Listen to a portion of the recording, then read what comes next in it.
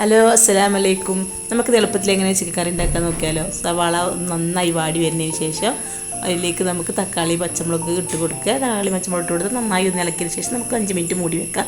എന്നിട്ട് അതിലേക്ക് നമുക്ക് ഇഞ്ചി വെളുത്തുള്ളി പേസ്റ്റ് ഇട്ട് കൊടുക്കുക. എന്നിട്ട് നന്നായി ഇളക്കി യോജിപ്പിച്ചതിന് ശേഷം നമുക്ക് നന്നായി നന്നായി വരണ്ടി വന്ന് ഇളക്കി യോജിപ്പിച്ചതിന് ശേഷം നമുക്ക് അതിലേക്ക് മഞ്ഞൾപ്പൊടി ഇട്ട് കൊടുക്കുക, മല്ലിപ്പൊടി ഇട്ട് കൊടുക്കുക. അതിലേക്ക് നമുക്ക് മുളക് പൊടി ഇട്ട് കൊടുക്കുക, ചിക്കൻ മസാല ഇട്ട് കൊടുക്കുക.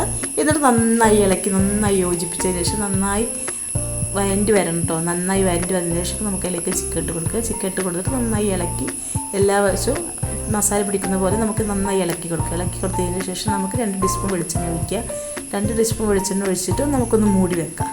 നമുക്കൊന്ന് മൂടി വെച്ചതിന് ശേഷം നമുക്ക് ആവശ്യത്തിനുള്ള വെള്ളം ഒഴിച്ച് കൊടുത്തിട്ട് ചിക്കൻ ഒന്ന് വേവട്ടോടെ കിടന്നിട്ട് സിമ്മിലിട്ട് കൊടുത്താൽ മതി. സിമ്മിലിട്ടിട്ട് നന്നായി ഒന്ന് വേവട്ടെ. നന്നായി ഒന്ന് വെന്ത് വരുമ്പോൾ നമുക്ക് അതിലേക്ക് 2 ടീസ്പൂൺ ഗരം മസാല ഇട്ട് കൊടുക്കുക. 2 ടീസ്പൂൺ ഗരം മസാല ഇട്ട് കൊടുത്തതിന് ശേഷം ചിക്കൻ തിളച്ച് വരുമ്പോഴാട്ടോ നമ്മൾ ഗരം മസാല ഇട്ട് കൊടുക്കണ്ടേ. ചിക്കൻ നന്നായി തിളച്ച് വരട്ടെ. തിളച്ച് വരുമ്പോൾ നമ്മൾ ഗരം മസാല ഇട്ട് കൊടുത്തതിന് ശേഷം നമുക്ക് മൂടി വെച്ച് നമുക്ക് വെന്ത് വരുമ്പോൾ അതിലേക്ക് നമുക്ക് വേപ്പിൻ്റെ ഇലയും കൂടിയിട്ട് ഇറക്കി വെക്കാം കേട്ടോ. അപ്പോൾ നമ്മുടെ ചിക്കൻ കറി റെഡിയായി. ഇനി നമുക്ക് നെയ്ച്ചോറിൻ്റെ കൂടെ കഴിക്കാം.